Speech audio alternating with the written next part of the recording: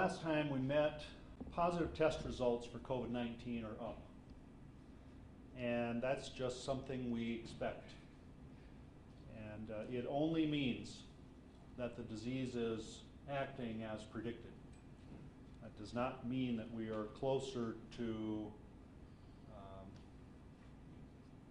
chaos or closer to doom today than we were yesterday. This number we expect to go up every day, and at some point to go up very sharply. This is the new normal.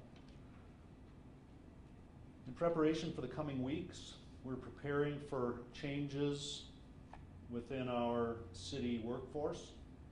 Some will remain on the job in a normal fashion, such as public safety, water, sewer, and garbage. And some other services will be available but limited.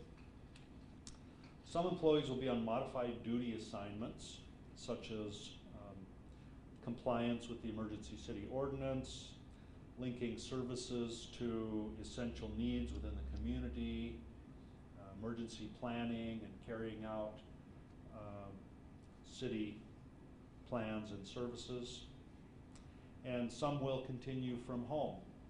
We anticipate that there will be a time in the near future when everyone is at home, whether they're able to work or not. And we haven't set a date for that at this point.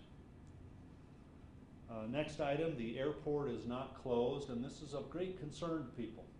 One of the common questions we get is, why haven't you closed the airport, or why haven't you stopped foreign people from traveling into Rapid City and spreading the disease? Well, the airport is not closed. A closure means closing that airport for all passenger, cargo, and military flights. And of course, closing the cargo is not realistic at this point. The airport lacks the authority to close to only a certain portion of its customers over the others. And generally speaking, the Federal Aviation Administration has authority over airports. Flights are very much down, very few people traveling at this point, and so we're in a wait and see as far as taking any additional measures there. Based on the last City Council meeting Friday night, we are developing an email submission form for email public comments relative to public meetings. It will be, there will be a character limit to those email submissions, which will keep the time needed to read the emails down to a reasonable time. And no anonymous emails will be written. A number of these emails say right on top, I want to keep my name anonymous, don't tell anyone my name, and so we won't read any of those emails. I think the most important thing for right now, for Rapid City and for all of South Dakota, all of the region, and all the nation, is for us to understand the goal of social distancing. Understand the goal of the emergency city ordinance and of voluntary safety measures. The goal is not to prevent anyone from getting the disease. This virus is clearly not containable. We cannot stop its path. So the goal here, the number one goal, is to protect our community's health. And by doing that, we need to protect our healthcare system capacity. Over on the chart, in the blue curve or arc, we see that all of this disease progression can be contained under the healthcare system capacity if we spread out the onset of this disease through social media or through social distancing and through the safety precautions we're taking. We see in the red line that without protective measures, we would expect the progression of this disease to far exceed the healthcare system capacity.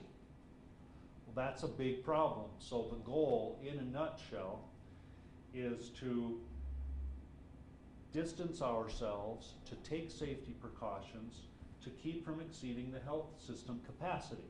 Because once exceeded, we're going to have a higher fatality rate from COVID-19, but also a higher fatality rate from the normal case load that our hospital system sees in terms of cardiac,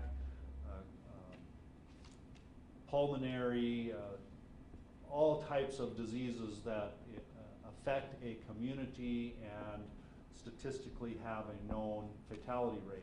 All of those fatalities would be at risk of going up once we exceed the health care system capacity. So for the person that proudly posted on social media, everyone is acting too paranoid, I choose to take my chances.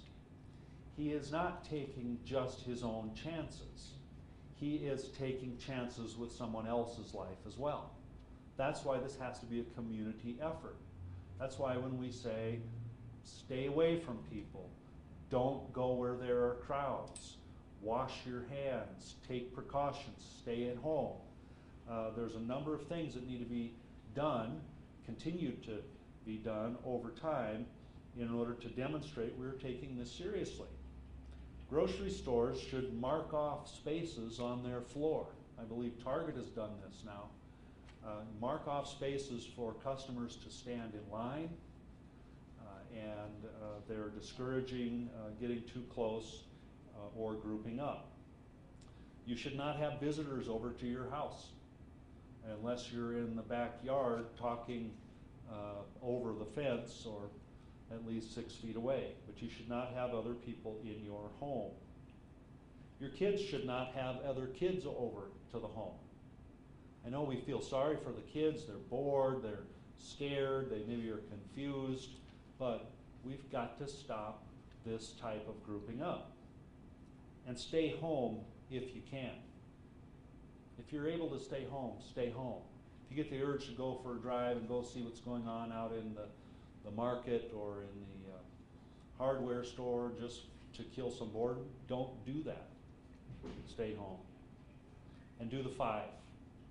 Wash your hands, cough into your elbow, don't touch your face, stay 6 feet away from everyone, and stay home if you can.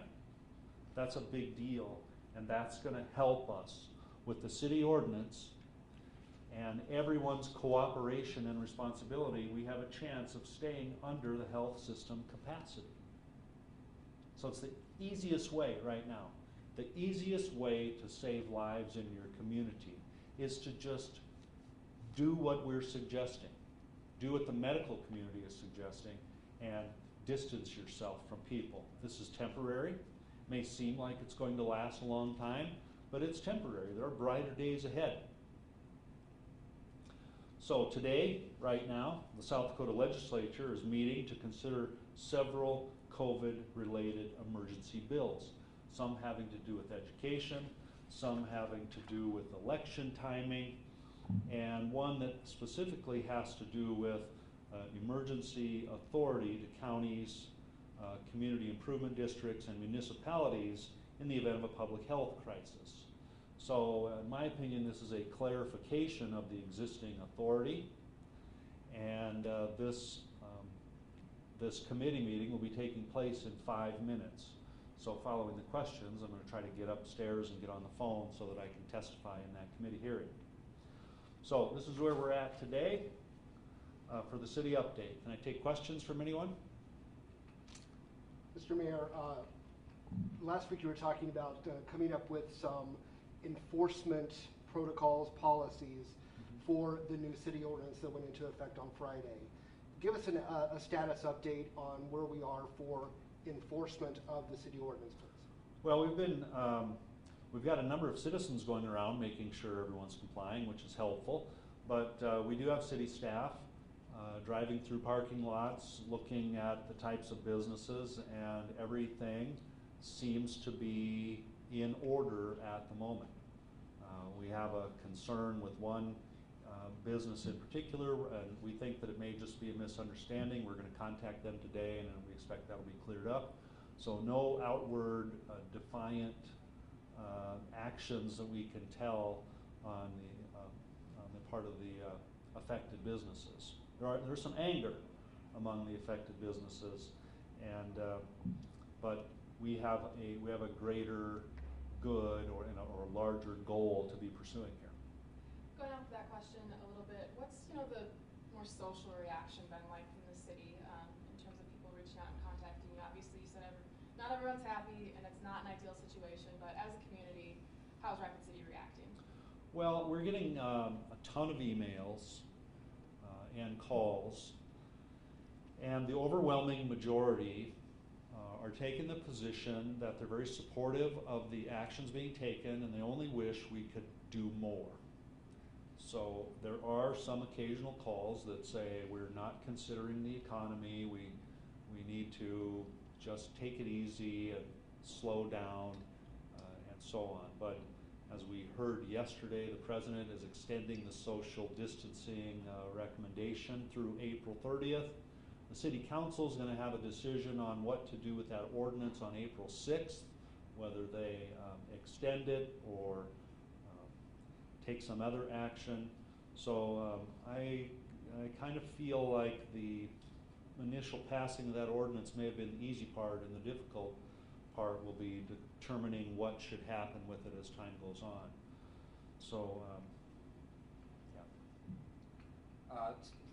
Many residents are without work currently, and I was wondering if the city has heard any reports of residents receiving eviction notices, and is there anything that the city is considering to protect its residents from being evicted? Well, we are not of the opinion the city has specific authority to protect people from being evicted.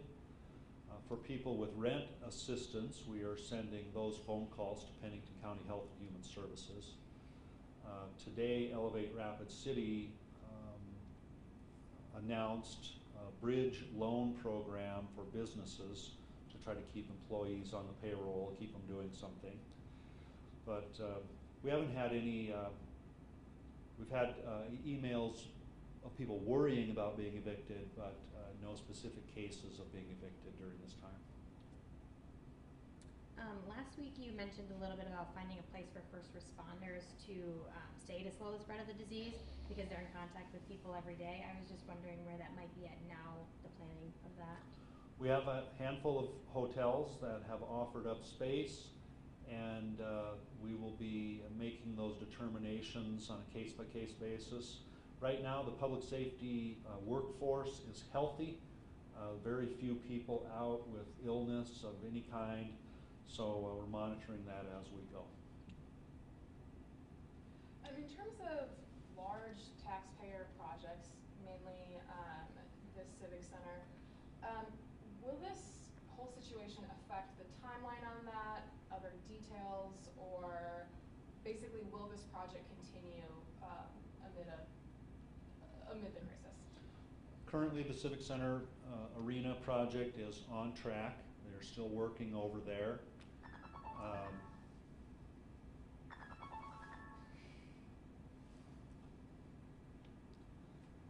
And we don't expect that to change. However, there is some concern that the supply chain for building materials and that sort of thing could be disrupted at some point. That would certainly cause it.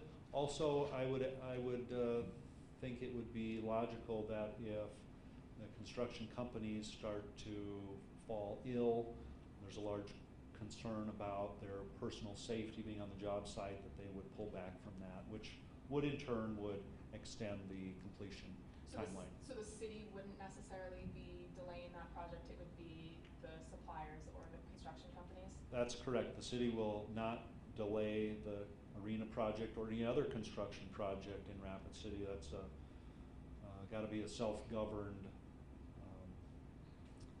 issue that's dealt with by the contractors and their suppliers. Okay? All right, thanks for thanks for being here today, and I'll talk to you tomorrow.